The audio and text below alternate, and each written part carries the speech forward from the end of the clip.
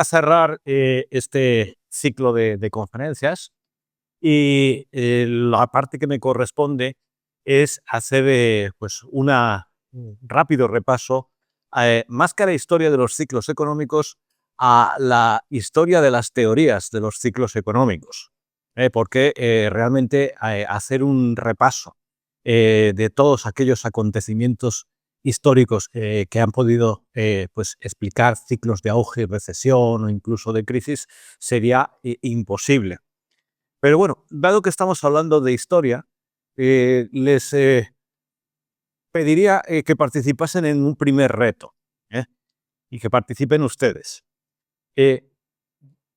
¿Cuál fue, creen ustedes, el primer ciclo económico del que realmente disponemos de evidencia escrita?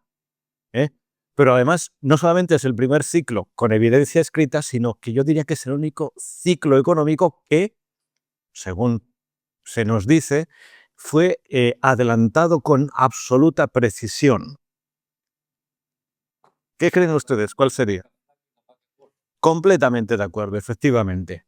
Es decir, el episodio de la Biblia, la interpretación de los sueños del faraón por parte de José, se nos habla de un periodo en el que había 7 vacas gordas que posteriormente eran devoradas por 7 vacas macilentas, muy delgadas, y eso le preocupaba muchísimo al faraón.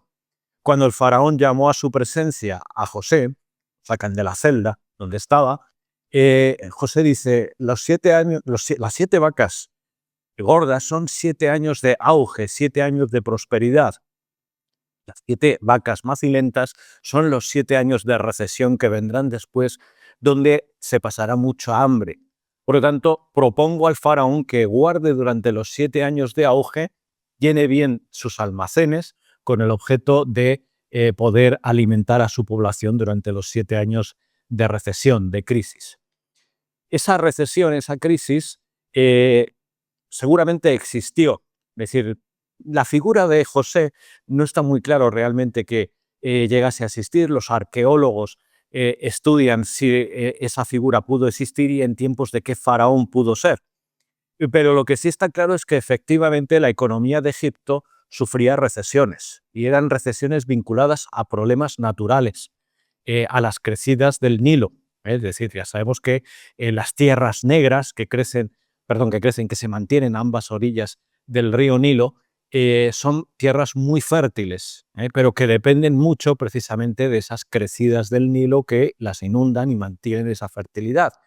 Había situaciones en las cuales se producía una irregularidad en los flujos del río Nilo y pues el Nilo no inundaba las tierras negras en su debido momento, por lo tanto las cosechas eran mucho peores y aparecían las hambrunas.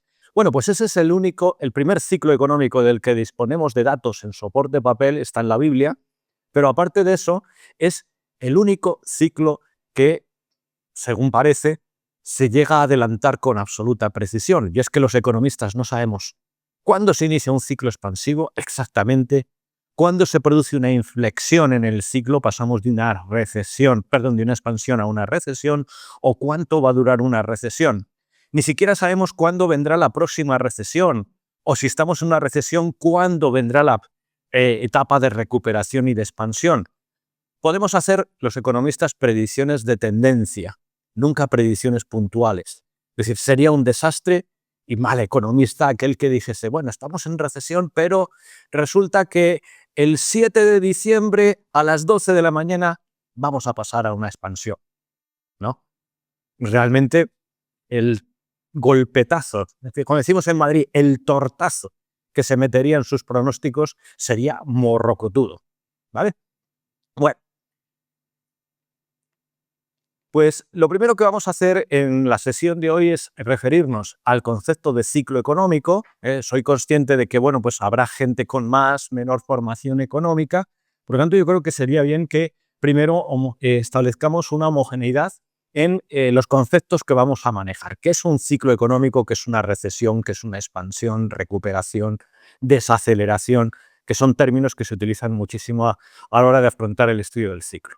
Luego haremos una rápida revisión de la taxonomía de las teorías del ciclo económico. ¿Cuántos hay aquí que estén estudiando economía o sean economistas?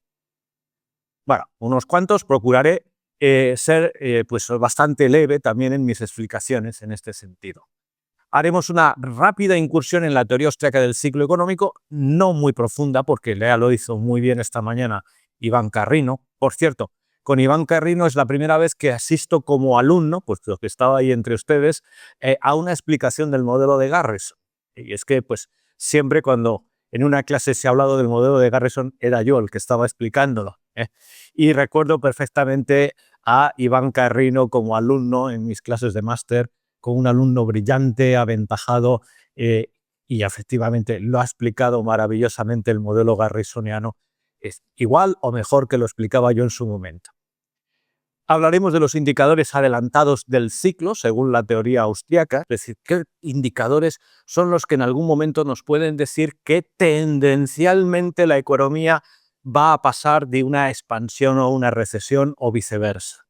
Siempre en términos de tendencia, la degradación de ciertas variables que nos permiten ir diciendo la economía no va bien y está abocada a una recesión. ¿Cuándo?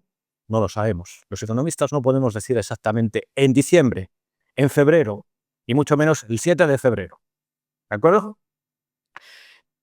Concluiremos con una serie de propuestas de reforma. Todo esto, ven, es una sesión muy ambiciosa, por lo tanto puede ser que en algún momento corte con el objeto de darles también a ustedes el protagonismo y me puedan preguntar. Por lo tanto, bueno, pues incluso a lo mejor resulta que las propuestas de reforma es interesante que las dejemos para el turno de preguntas. Bueno, ¿qué es un ciclo económico?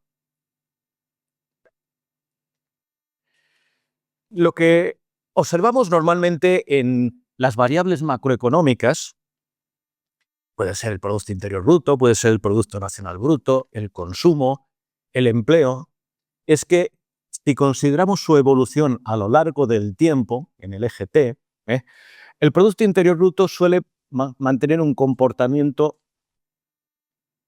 de esta manera, fluctuante. Lo que está claro es que si esto es la evolución del Producto Interior Bruto real de los Estados Unidos en un periodo determinado, que esto podría ser perfectamente de 1950 hasta 2024, por poner un ejemplo. La evolución de esta variable a lo largo del tiempo es a crecer, es una tendencia a crecer. Una de las primeras ideas es que en general la mayoría de las variables, cuando las estudiamos a nivel macroeconómico, tienen una tendencia a crecer en el largo plazo. Y esto ocurre con el consumo real, con la inversión, etc. Pero observamos que en relación a esa tendencia, que es creciente, se producen fluctuaciones por encima y por debajo de la tendencia. ¿De acuerdo? Estas fluctuaciones que son recurrentes, es decir, se van produciendo con cierta, incluso aquí pues con el objeto de, venga, vamos a poner ahí una recesión también, ¿vale? Pues estas fluctuaciones por encima y por debajo que son recurrentes, es decir, se van repitiendo pero no son regulares. Ojalá fuesen regulares, porque entonces los economistas podríamos predecir exactamente como José cuándo viene la recesión y prepararnos para ella, pero no lo sabemos.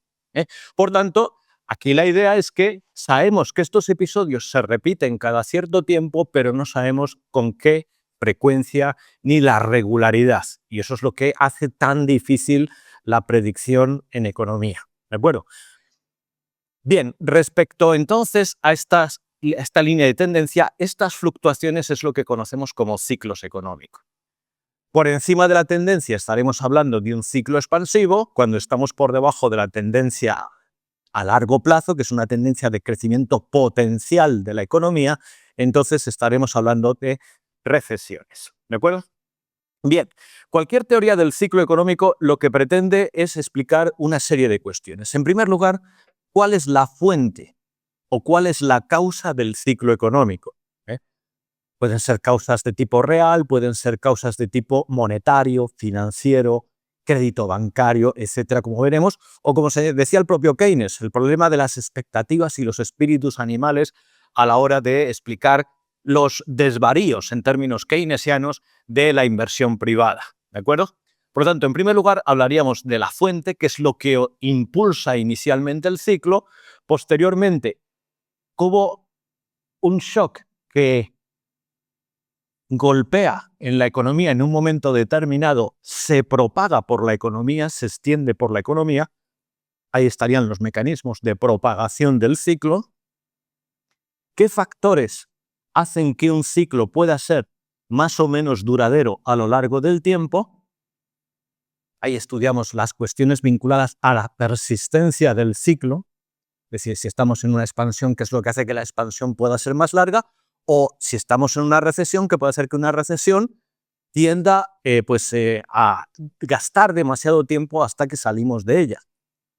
Y luego hay otros términos ya más, técnicos, como pueden ser la amplitud del ciclo y la profundidad del ciclo. Bueno, la amplitud del ciclo está también muy vinculada a la propia duración del ciclo.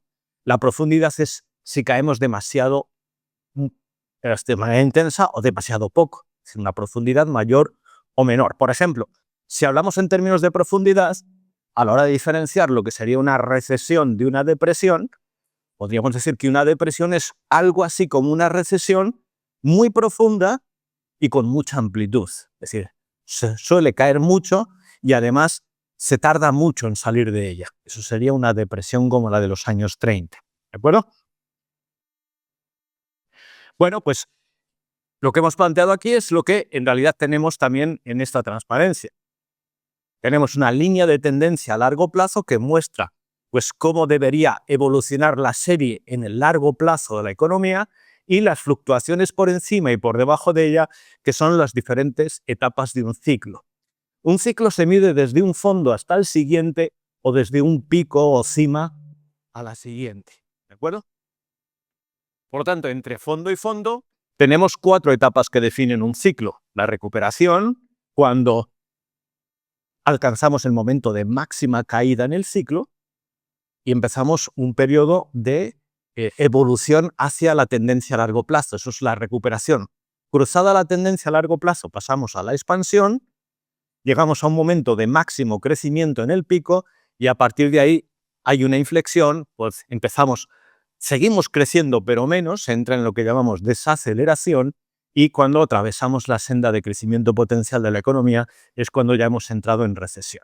Por lo tanto, son las 4 etapas que definen un ciclo completo, desde ya digo, un fondo a otro fondo o un pico a otro pico. ¿Vale?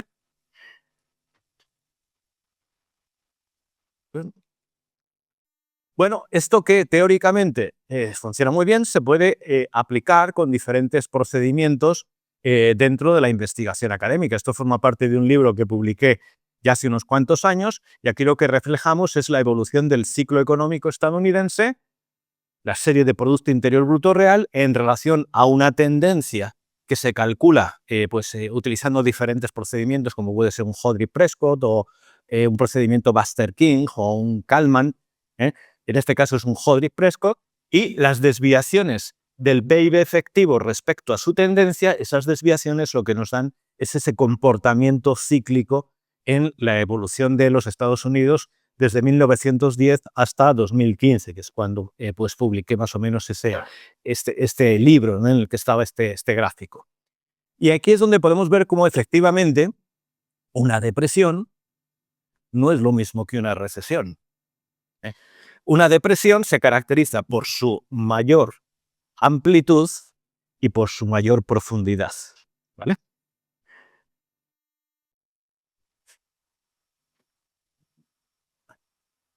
Bueno, y esto se puede hacer ahora de cualquier manera. Es decir, esto es inteligencia artificial.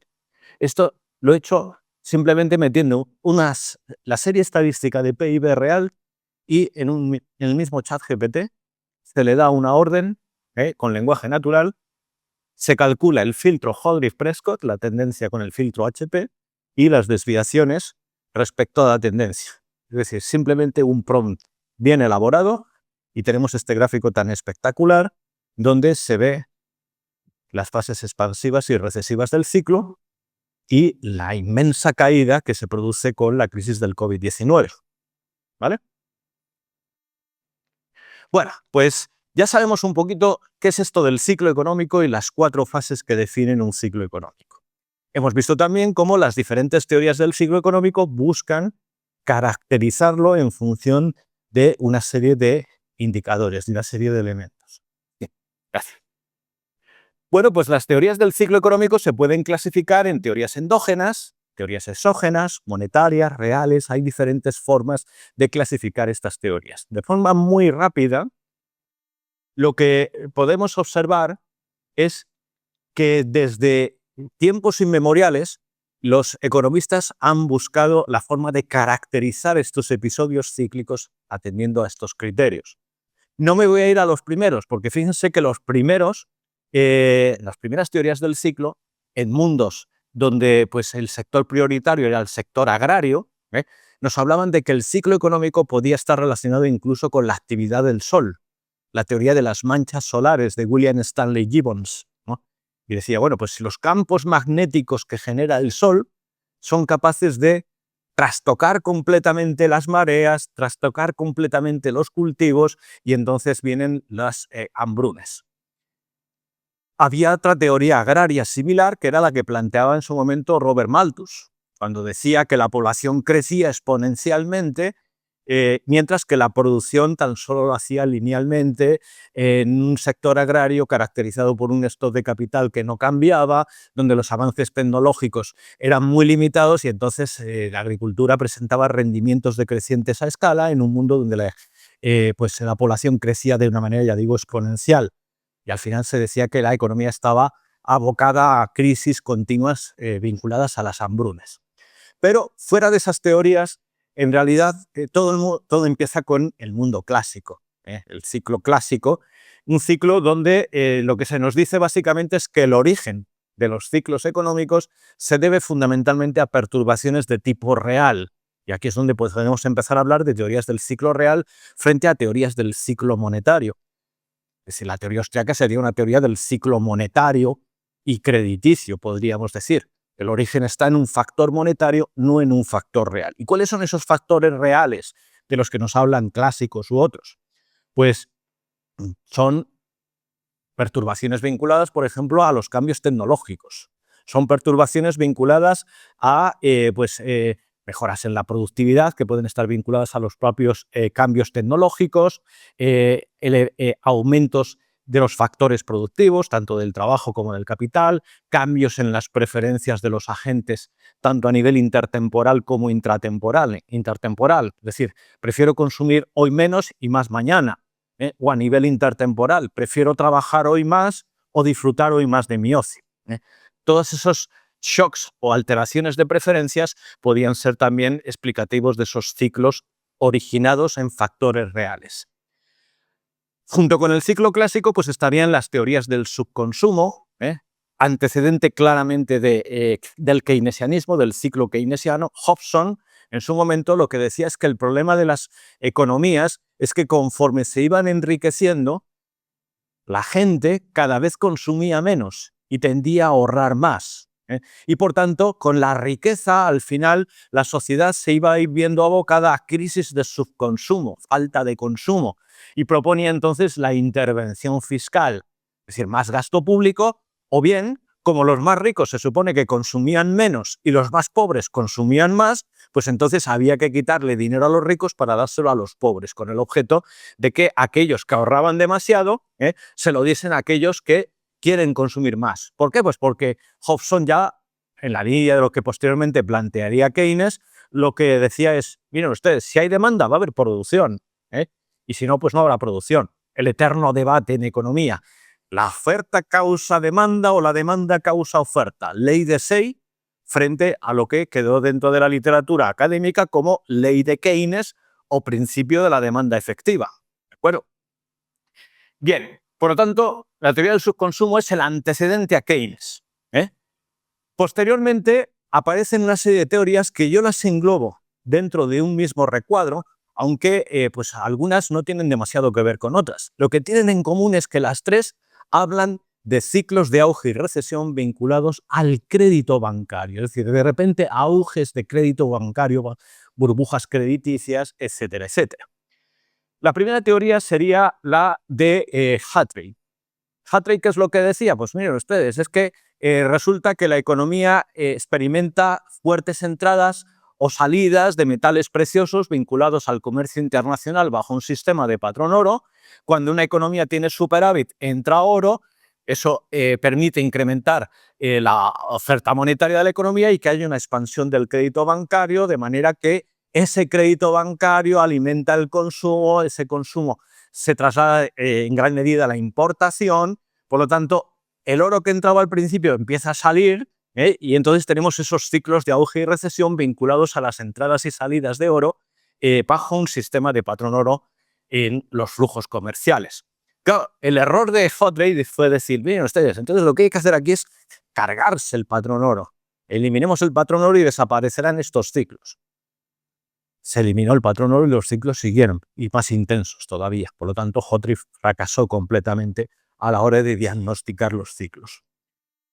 Posteriormente aparecería la teoría de la tasa de interés natural de Wicksell, que alimenta en gran medida la teoría austriaca del ciclo económico. La teoría austriaca del ciclo económico es una combinación de la teoría del capital, desarrollada sobre todo por Wilhelm von Haber, y la teoría de la tasa de interés natural wixelliana, a la que luego pues, podemos añadir también la teoría del crédito de Mises.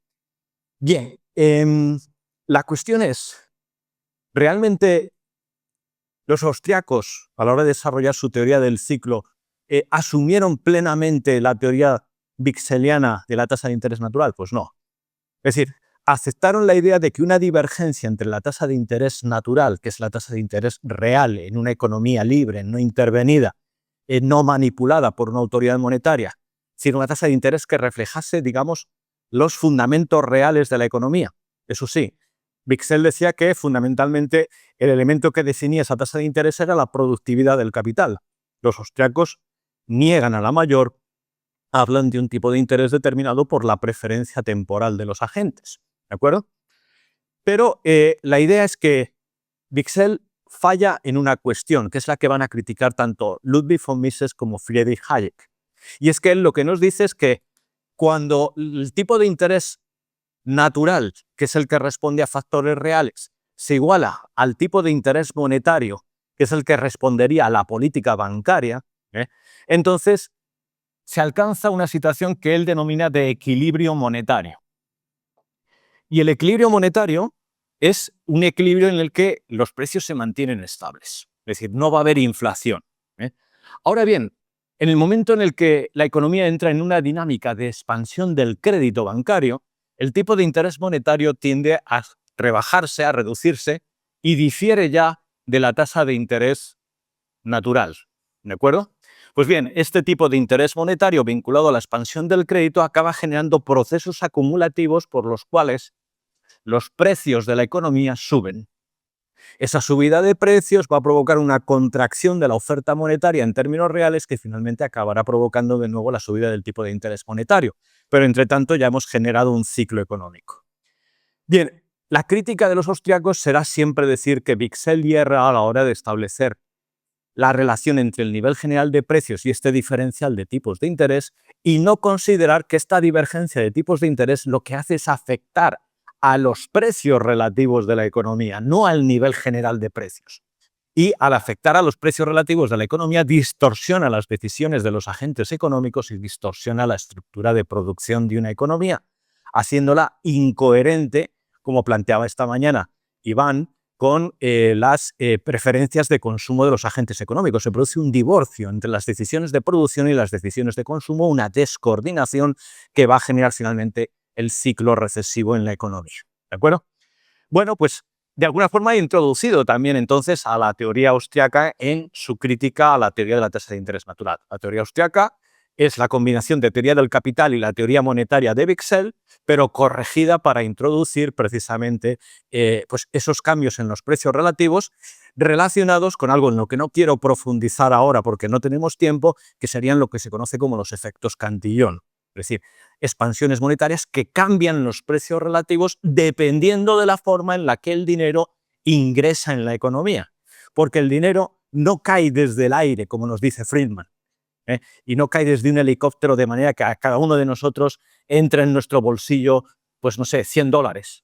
De repente, qué casualidad, se lanza dinero desde un helicóptero y a todos nos caen $100 en el bolsillo. De manera que todos mantenemos nuestras pautas de consumo, los precios relativos no cambian y entonces al final se acaba diciendo que el dinero es neutral. Pues no, el dinero no es neutral, nunca es neutral. Altera los precios relativos de una forma u otra, según cuál sea el canal por el que accede en la economía, normalmente va a ser el canal del crédito bancario, y eso distorsiona la estructura productiva de la economía, de manera que jamás podemos afirmar que el dinero sea neutral. El dinero siempre tiene impacto sobre la actividad económica real, a corto y a largo plazo. ¿Vale? Bien, luego seguirían las teorías vinculadas a cuestiones financieras, la teoría de la deuda-deflación de Irving Fisher, sobre la que tampoco voy a incidir muchísimo, los ciclos por innovación, muy vinculados sobre todo también a la teoría de los ciclos económicos clásicos, ¿no? Es decir, cambios en la tecnología que en términos digamos, del paradigma schumpeteriano llevan a procesos de destrucción creativa. Estas teorías son teorías sobre todo del ciclo a largo plazo, intentan explicar ciclos de pues, décadas incluso. Y no solamente está la teoría schumpeteriana, sino la teoría de Kondratiev, ¿vale? Y de repente aparece en escena un señor llamado John Maynard Keynes, en el año 1936, que nos dice, mire usted, no es un problema de perturbaciones de carácter real, innovaciones tecnológicas, elevaciones de productividad, etcétera. Tampoco es un problema de expansiones monetarias o crediticias.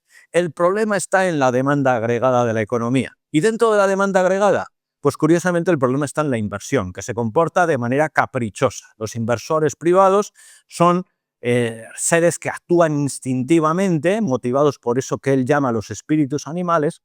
En realidad, los espíritus animales pues no es otra cosa que agentes que, bueno, pues podríamos aceptar que efectivamente actúan en un mundo de incertidumbre, una incertidumbre muy distinta, por supuesto, a la forma de entender la incertidumbre por parte de la escuela austriaca como algo derivado de la praxeología, de la ciencia de la acción humana de la escuela austriaca. Y, pues bueno, lo que nos dice es que en un mundo de incertidumbre, los agentes, a la hora de invertir, no tienen en cuenta al tipo de interés, sino sobre todo algo que él llama como eficacia marginal del capital, que es incierta y que por lo tanto esa incertidumbre lleva a los inversores a entrar, no se sabe cómo, en oleadas de optimismo y pesimismo, que es lo que él denomina como espíritus animales. ¿De acuerdo? Bueno, si nos damos cuenta en el tema relacionado con la intervención, la mayoría de todas estas teorías hablan de intervención para corregir los ciclos. Evidentemente, los clásicos rechazan la intervención, en este sentido coinciden bastante con los economistas de la escuela austriaca, pero Hobson nos habla de la intervención fiscal, políticas redistributivas, como plantease en su momento también el propio Keynes. Hotrey nos habla de la estabilización monetaria, sin romper el patrón oro. Bueno, eso vamos a dejarlo, porque en realidad se le atribuía los problemas al patrón oro en sí mismo. Una intervención moderada por parte de Nat Wicksell, que consistía básicamente en llevar la tasa de interés monetaria al nivel de la tasa de interés natural, lo cual es absurdo completamente. ¿Por qué? Porque si la tasa de interés natural es una tasa de interés de libre mercado, sin intervención, entonces, ¿cómo puede intervenir el gobierno o la autoridad monetaria para fijar la tasa de interés monetaria a su nivel natural? En el momento en el que hay intervención, ya no va a existir una tasa de interés natural, si es la tasa sin intervención. Bien, por otro lado, pues la teoría austriaca es la que rechaza diametralmente todo tipo de intervención para corregir los episodios recesivos en la economía. Teoría de la deuda-deflación va muy en la línea también del monetarismo de Friedman, que veremos dentro de un momento, o del propio keynesianismo, es decir, expansión monetaria para afrontar las recesiones, aunque con Keynes con matices, ¿no? Porque Keynes es un fiscalista y Keynes dice, para superar las recesiones, mucho gasto público. Eso sí, que el gasto público se pueda financiar con dinero abundante y barato. Por lo tanto, la política monetaria tiene que ser una política consorte de la política reina, que es la política fiscal. Por lo tanto, dinero abundante y barato para que los gobiernos se puedan financiar fácilmente y de esta manera cubrir su endeudamiento. Bien, por lo tanto, la teoría keynesiana también iría en la línea de, ya digo, expansión fiscal acompañado de expansión monetaria. Posteriormente, y bueno, pues con esta tabla prácticamente se puede decir que vamos a ir cerrando mi intervención, y a partir de ahí ya pues me podrán ustedes preguntar cosas que se me puedan quedar en el tintero, o cosas que realmente a ustedes les puedan interesar, ¿no? Entraría en escena el mundo monetarista. Es decir, Milton Friedman, del cual pues, algo habló el profesor Huerta de Soto, también Iván ha hablado algo esta mañana, y él desarrolla dos teorías del ciclo. La teoría de los ciclos expansivos recesivos. Los que estudian economía les sonará perfectamente la curva de Phillips aumentada por las expectativas, ¿no? Que nos habla de una expansión monetaria que genera un ciclo expansivo a corto plazo, pero a largo plazo todo se difumina, todo desaparece, lo único que quedan son unos precios más altos, pero la actividad económica real vuelve al punto de partida. De manera que Friedman dice, señores, el dinero impacta sobre la actividad real a corto plazo, pero a largo plazo todo desaparece. El dinero es como aquel famoso velo monetario de los clásicos. Dinero nunca impacta en el valor de equilibrio de las variables económicas reales. Pero conjuntamente con el modelo de curva de Phillips aumentada por las expectativas, Friedman se da cuenta de que ese modelo no le permite explicar la Gran Depresión de los años 30. Y Friedman lo que dice es, la Gran Depresión de los años 30 se produce como consecuencia de que la Reserva Federal no inyectó masivamente dinero en el sistema económico. Curiosamente, un señor que previamente dice, lo mejor para dotar de estabilidad al sistema económico es una regla de crecimiento de la oferta monetaria constante, al 2%, al margen del contexto en el que nos encontremos. Es decir, sea expansión, sea recesión, da lo mismo, 2%. Pero de repente dice, en la Gran Depresión, cuando se producen las corridas bancarias que todos conocemos, que aparecen un montón de imágenes en Internet, dicen, es que aquí el problema está en que la Reserva Federal no inyectó masivamente dinero en el sistema económico. Lo cual pues, nos hace recordar también mucho al intervencionismo keynesiano. Es decir, el intervencionismo keynesiano es mucho gasto público. Friedman no apuesta por el gasto público, apuesta por la expansión monetaria, pero Keynes nunca niega la expansión monetaria. Es decir, el gasto público siempre financiado con mucho dinero, dinero abundante y barato. ¿De acuerdo? Por lo tanto, ahí se ve un poco también esa influencia de Keynes en Friedman, no solamente en este aspecto, sino en otros, como por ejemplo el excesivo agregacionismo que utiliza en sus modelos económicos frente a la desagregación que caracteriza a la escuela austríaca. Bien, por lo tanto, el monetarismo tiene estas dos versiones, la versión del ciclo expansivo-recesivo y la versión del ciclo recesivo-expansivo, el Plugin Model. El Plugin Model lo que nos dice es, aquí el problema está en que la autoridad monetaria durante la Gran Depresión no inyectó dinero en el sistema económico y por lo tanto se nos vino la recesión encima y se extendió durante mucho tiempo. Y según él, el problema está en que el Banco Central contrae demasiado la oferta monetaria, genera esa recesión y cuando se da cuenta del error que está cometiendo, vuelve a inyectar dinero en el sistema y vuelve otra vez a enviar a la economía hacia su senda de crecimiento potencial. De manera que a largo plazo se supone que la economía vuelve al punto en el que estaba antes de haber entrado en recesión, dinero neutral nuevamente. ¿Vale? Pasado el monetarismo, nos adentramos ya en el mundo de los neoclásicos, es decir, el famoso mundo de Chicago. Y el mundo de Chicago, si se dan cuenta, por otro lado, esta tabla, si alguien la quiere me la pueden pedir y se la envío.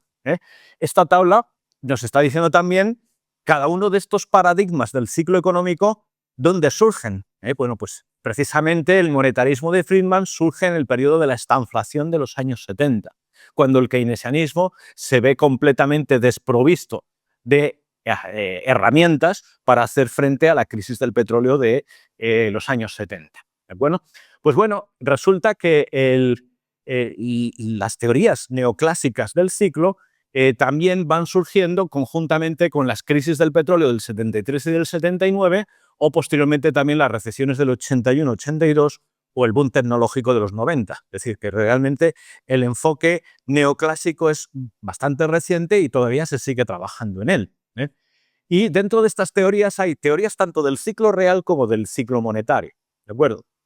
Teoría del ciclo monetario, pues las que plantean autores como Edmund Phelps o Robert Lucas. ¿Qué es lo que nos dicen estos señores? Pues bueno, estos señores que primero se definen como neoclásicos, nuevos clásicos. Por lo tanto, mantienen la inmensa mayoría de los supuestos que definen el mundo clásico.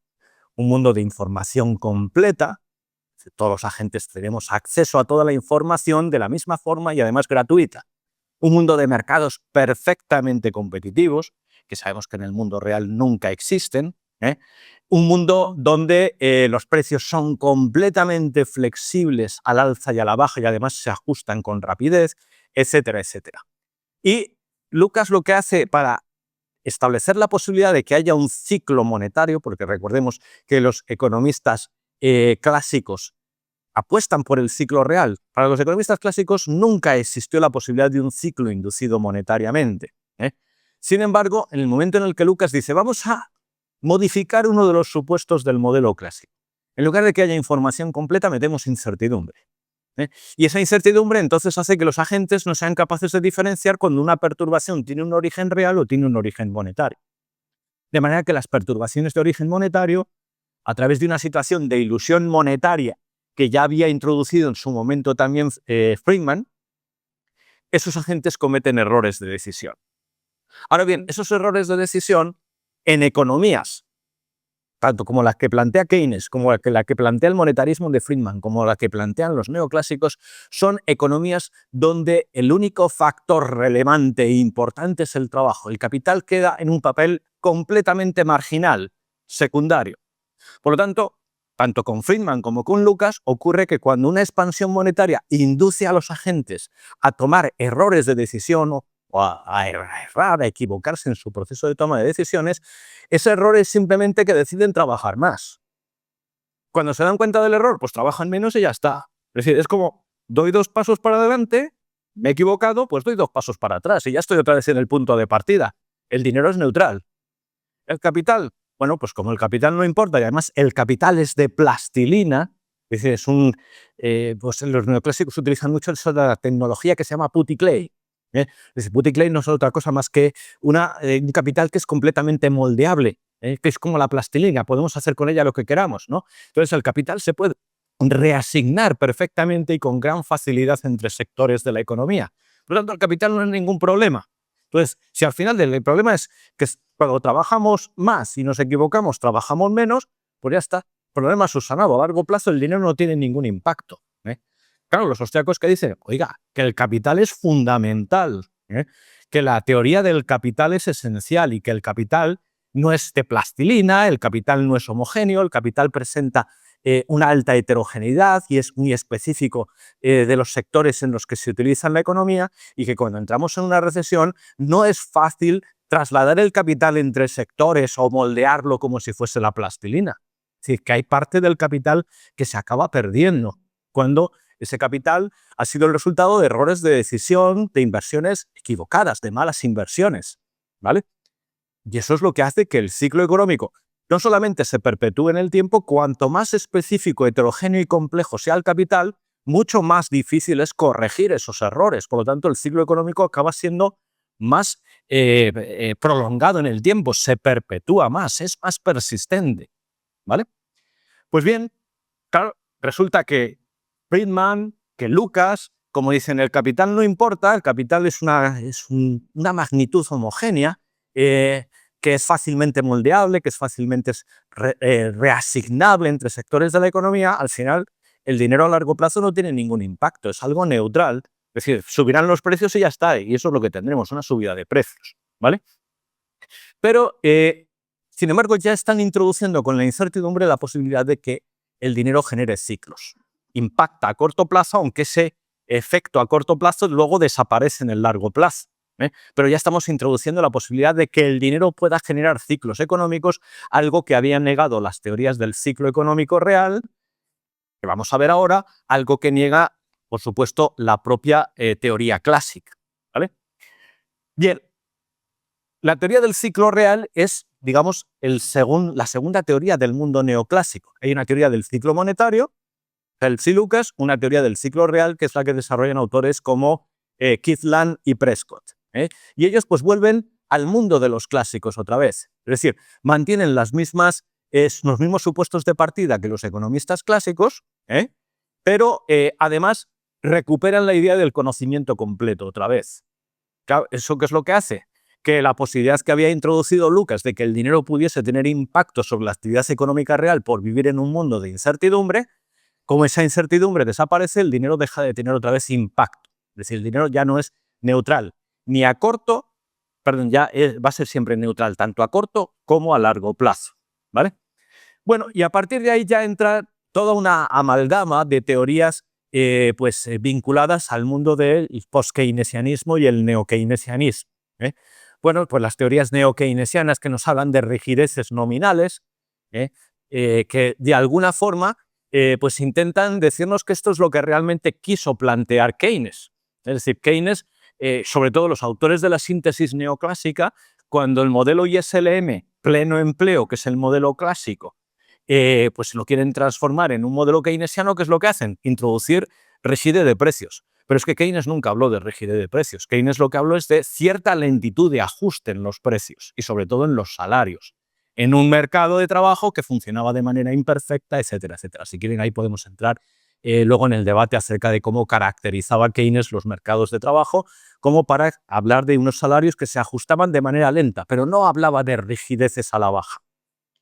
Estos autores, con los costes de menú, etcétera, etcétera, introducen rigideces para explicar el ciclo económico. Y luego, ya para cerrar, nos encontramos con las teorías post-keynesianas de la inestabilidad financiera de Hyman-Minsky o las teorías del crédito. Si volvemos otra vez a las teorías del crédito de la escuela austriaca, ¿no? Pero desde una perspectiva completamente distinta, porque estos señores, los teóricos del racionamiento del crédito o del acelerador financiero, lo que nos dicen es, primero, que el racionamiento del crédito se debe a que el mercado de crédito funciona de manera imperfecta y bajo información imperfecta. ¿Y qué? Es decir, es que en los mercados siempre hay información imperfecta. Sí, creo que no podemos decir o aceptar es que todos los agentes tengamos que disponer exactamente de la misma información. Es que rompemos además el juego cooperativo. El juego cooperativo en un mercado surge de individuos que partimos de posiciones diferentes. Si todos estamos en la misma posición, todos tenemos el mismo conocimiento y es mucho más difícil establecer una cooperación a través de los mercados. Es decir, la información perfecta no es algo ni deseable, ni es algo, por supuesto, asequible en el mundo en el que vivimos. Bien, pues cuando nos dicen el racionamiento del crédito se debe a la información imperfecta, pues nos están hablando de que esa situación de información imperfecta genera problemas de riesgo moral, de selección adversa, que hace que los bancos en los periodos de crisis, en lugar de subir los tipos de interés, lo que hagan sea racionar el crédito. En lugar de ajustar vía precios, ajustan vía cantidades racionando el crédito. La idea fundamental es que si subes el tipo de interés en un momento dado, pues eso induce riesgo moral o selección adversa en los clientes de las entidades bancarias. Y Bernanke, Gerler y Gilchrist introducen finalmente el modelo de acelerador financiero, vinculado también a cuestiones relativas al crédito bancario. Concretamente, ¿qué nos dicen estos señores? Que el crédito bancario lo que hace es profundizar aún más el ciclo, ¿no? Si en una etapa recesiva caen los precios de los activos, cae el colateral o lo que es la garantía que los clientes bancarios aportan para poder acceder a un préstamo bancario, y por lo tanto, en la medida en la que cae el precio de los activos y cae el colateral, los bancos están menos dispuestos a prestar. Por tanto, al final, esa menor disponibilidad a prestar hace que la inversión también se vea afectada de manera negativa y se profundice aún más en el ciclo. ¿De acuerdo? Bueno, todas estas teorías, al final, nos damos cuenta que están hablando de intervención, de garantizar el acceso al crédito por parte también de los poderes públicos, de una intervención a través de reglas óptimas, etcétera. Es decir, plantean diferentes formas de intervenir en la economía para corregir las recesiones. Nos damos cuenta que la única teoría que realmente está rechazando categóricamente todo tipo de intervención para corregir las recesiones es la teoría austriaca. Bueno, podríamos añadir también la teoría clásica, ¿no? En la medida en la que, como todo viene impuesto por el lado de la oferta y funciona la ley de Say, cualquier estímulo de demanda se ve incapaz de afectar a las variables económicas reales y lo único que puede generar es mayor inestabilidad en el sistema económico, ¿vale? Bien, pues esto es un poco lo que quería contarles acerca de las teorías del ciclo. Vemos aquí lo que caracterizaría a cada una de estas teorías, nos damos cuenta lo que caracteriza a la escuela austriaca y lo poco que se parece a las demás teorías vemos que bueno, pues, los elementos en los que coinciden están marcados en un color pues, como marrón, vamos a decir. Vemos que la mayoría de las teorías solamente coinciden con la austríaca en 2 o 3 puntos de todos estos elementos que estamos incluyendo aquí, ¿eh? Hasta el punto de decir que la teoría austríaca queda aislada, ¿eh?, como un único nodo dentro de este dendrograma, en relación con las demás teorías, ¿vale? Bueno, tendría muchas más cosas que contarles, pero el tiempo se acaba, ¿eh?